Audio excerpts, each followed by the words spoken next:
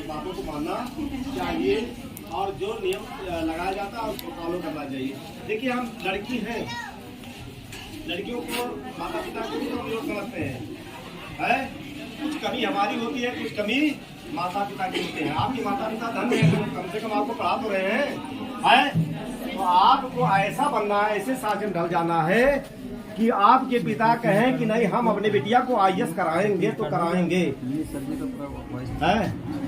ये आए आपके दिमाग में कि जो है हमारे आपके पिता कहें कि हम बेटिया को जो डॉक्टर बनाएंगे, इंजीनियर बनाएंगे, मास्टर बनाएंगे और IAS कराएंगे, ये उनका सपना साकार हो। ये संभव तभी हो सकता है जब आप लोग गंभीर हो जाएं। गंभीर मतलब आप जानते हैं, आपको समाज के साथ लड़ना है। समाज में ऐसे दरिंदे लोग होते हैं, उनसे लड़ाई लड़ते हुए आना है। अपने दामन पर कभी दाग नहीं लगने देना है। अपने माता पिता के वचनों को मानना है। ये नहीं कि ये जो है माता पिता कह रहे हैं बेटा ऐसा करना है, तुम कहती हो हम समझ लेती हूँ, नहीं तुम्हारी बात नहीं मानूंगी, ये सब गलत है। जो बच्चा अपने माता पिता की बात को नहीं मानेगा तो माता नाराज हो जाते हैं कि ये लड़की जब हमारे बस में नहीं है, हमारे जो है बातों में नहीं आ रही है, तो इसका हम जल्दी से कहीं शादी विवाह कर दें, इसको नहीं पढ़ाएंगे। ये मजबूरी आ जाती है। तो ऐसा मजबूरी हम जीवन में ना आने दें। वो कहें कि हमारी बिटिया जब तक ये IAS का नहीं ले जाएगी, मास्टर बन नहीं जाएगी, ये कोई पद नहीं पा जाएगी, तब तक इसकी हम शादी विवाह नहीं करेंगे, खूब पढ़ाएंगे। ठीक है, उनको भी पता है कि बिटिया जो है 2 घरों को संवारती है। बिटिया जो है 2 घरों को संवार देती है, स्वर्ग दे देती है घरों को। लेकिन जब आप उस पर खरा उतरोगे तब आपको खरा इन बातों पर उतरना है। अनुशासन को पालन करते हुए, समाज के साथ लड़ते हुए आपको दिखाना है कि हम कितने शक्तिशाली हैं। ठीक है, कहीं अनर्गल बातचीत नहीं करना है आपको। समय से आपको जो है, आपका जो समय है पढ़ाई करना, आपका पूर्ण काम क्या है? पढ़ाई करना। हमें किसी से बातचीत नहीं करना है, मोबाइल से किसी से बात नहीं करना है। और मोबाइल जो इंसान का सबसे बड़ा दुश्मन है, मोबाइल जो है इंसान का सबसे बड़ा दुश्मन है। मोबाइल को फेंक दीजिए।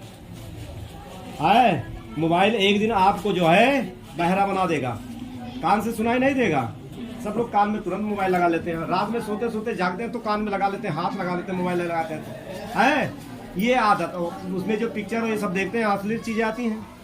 ये सब हमें कदाप नहीं देखना चाहिए। आपका जीवन जब संवारेंगे आप कि आप अपने पढ़ाई पर फोकस करें, अपने अनुशासन पर फोकस करें, कि ताकि आपके माता पिता ये चाह ले, सोच ले कि बिटिया हमारी बहुत अच्छी है। गांव के लोग कहा बहुत अच्छी बिटिया है, समाज के लोग कहा बहुत अच्छी बिटिया है। ठीक है, तो आपकी पढ़ाई में कोई किसी प्रकार की बाधा उत्पन्न नहीं होगी। ठीक है, और आप अच्छे से पढ़ाई पढ़ ले जाएंगे।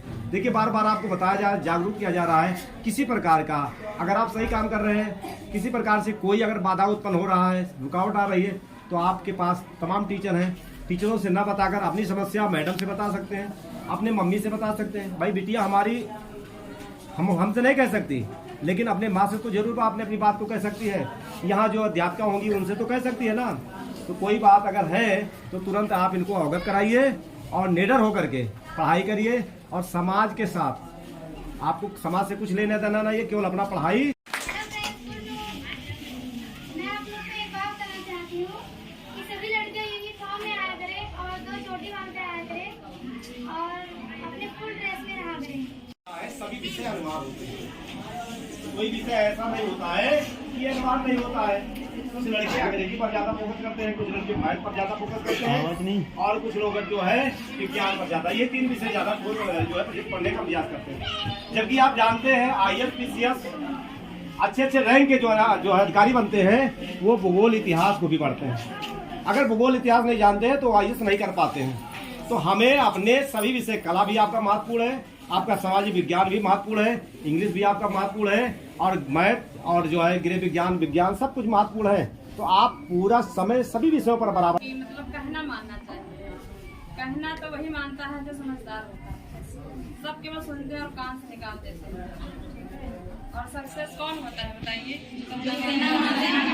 कहना मानो या ना मानो, कम से कम अपने जीवन के बारे में सोचो, अपने लक्ष्य को। ठीक है, और उसी लक्ष्य तक पहुंचने के लिए हमेशा प्रयास करते रहो।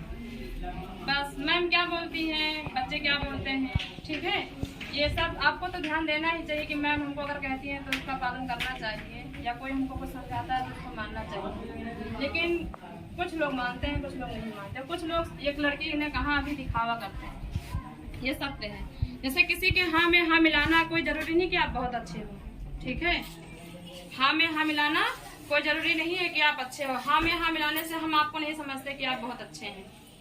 जब आप हमेशा उसका पालन करो तब हम समझेंगे कि आप अच्छे हो। और जो आप आज सर ने किया बहुत अच्छा किया। जैसे हम लोग तो रोज बोलते हैं, किसी दिन आपको भी मौका मिले, क्योंकि ज्ञान सब कोई इकट्ठा कर लेता है, लेकिन ज्ञान को बाहर निकालना बहुत कठिन होता है, ठीक है। अपने ज्ञान को, जैसे बहुत सारे टीचर्स होते हैं बहुत, लेकिन जो सबका तरीका होता है, मेथड जो होता है सबका अलग अलग होता है ना।